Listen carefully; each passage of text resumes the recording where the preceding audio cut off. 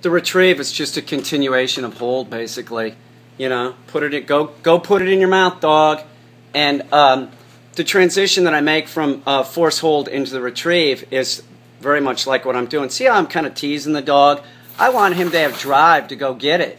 So I start putting it out in front of the dog's, you know, face and stuff. I'll have it right next to the dog's mouth, and because an e-collar was used early, the dog understands that it's a game to get it in its mouth as quick as possible.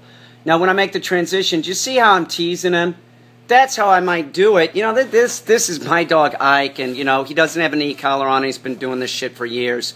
So we're just using Ike for, you know, use as an example. But we want the dog to have drive to go get it, you know, because the transition is me putting piles of dummies out where, you know, I'm not throwing it. So remember, when you're throwing it or you're moving it around, that's causing excitement for the dog, right? And that's what I want. I'm using that excitement to train the dog. So, you know, I want him to lunge for it. I want him to go for it. So the command is hold, right? It's hold, and I'm holding it out there. And at times I'll even run with it in front of him just to create that kind of excitement so that the dog has drive going for the dummy.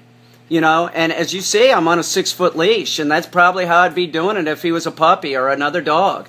I'll have him on a 6-foot leash. You don't start having the dog do, you know, a 100-yard retrieve or something. You think of it in small distances. You know, 6 feet is fine, and then go to 10, and then 15, and work your way up.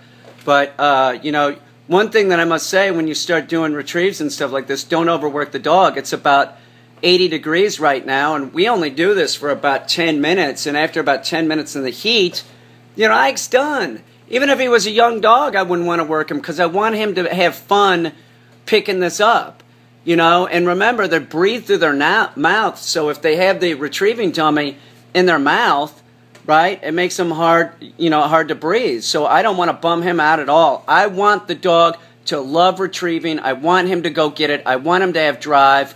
You know, I want him to really enjoy it.